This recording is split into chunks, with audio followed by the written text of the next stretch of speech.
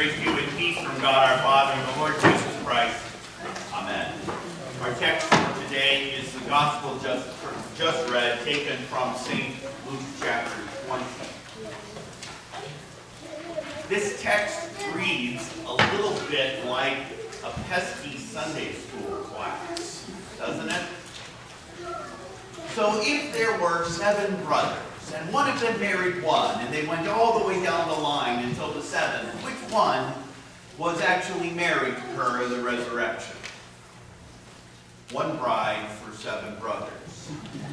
Not nearly as good of a title. So they're trying to trick up Jesus.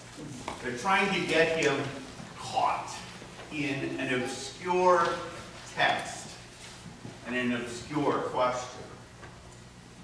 But underneath it, kind of right below the surface, is really the big question. What happens when we die? That is the question, isn't it? What happens when we die? We all sin. We all die. This is the way that life works. And the reality, whether we like it or not, is that death leaves a lot more questions than it does answers for each one of us. Jesus answers this question, the underlying question. He never answers the one bride for 7 brothers question. Jesus answers the what happens in the resurrection question by looking at the things of this life and the things of the life that is to come.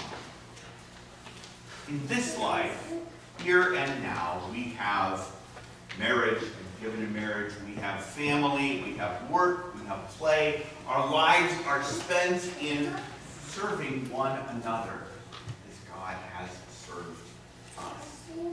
That is our life here on earth, here and now. The life that is to come, that life, we don't know a whole lot about. Remember from last week, we don't know what we will be like. We just know that we will be like Him. And so in the same way, we don't know a whole lot about the whats and wherefores and all of these things about the resurrection of the dead and the life of the world to come. What we know is that it is true. That there is a resurrection, that there is a life and a world that is to come, and that the things of this life, the things that are grounded in this earth and place, it is not that they don't matter, because they do. God is the one who gave us this place, who put us here, who lays us in families and in homes and all of these things put together. God is the one who does all of these things. So it's not that they don't matter, but rather that in the life that is to come, the resurrection of the dead, there are such great wonders, mysteries, as St. Paul would tell us elsewhere, that we cannot even fathom what it will be like. We know that it will be better than good. It will be beyond our understanding. Wonderful. Now, that doesn't satisfy the Google Sunday School kid in all of us. We want to be able to get all of the answers. I want to know exactly what everything is going to be like. Because I should be able to know everything.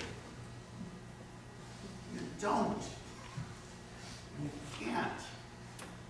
And sometimes surprises are left as surprises for a reason. That's part of the gift of the gospel and of the resurrection of the dead and the life of the world to come. Jesus says He is not the God of the dead, but of the living, for all live to him. So he's talking about Abraham and Isaac and Jacob, the burning bush, and all of these things. And what we know from this is that the past and the present and the future are all wrapped up in him. They all point to him. That there is one eternal now in Jesus Christ, in the resurrection of the dead. And it is that eternal now which we gather around at the table. It is that eternal now which says, heaven and earth will pass away, but my word will never pass away.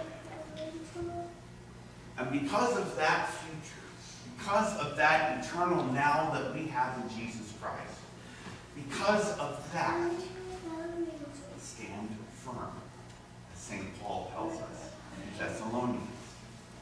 Without fear, without guilt, without dread of what is to come, because we know that the one who died and rose again from the dead is the Lord of life, and that he is your Lord, and that he is the one who will bring all things to their completion in him.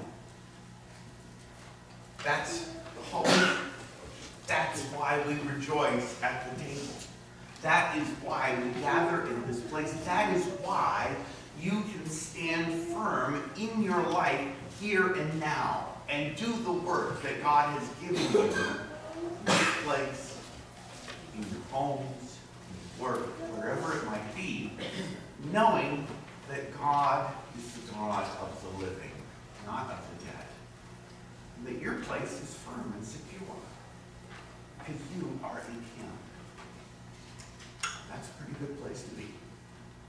In Jesus' name. Amen. Now the peace of God, which passes all understanding, keep your hearts and minds in true faith to life everlasting. Amen.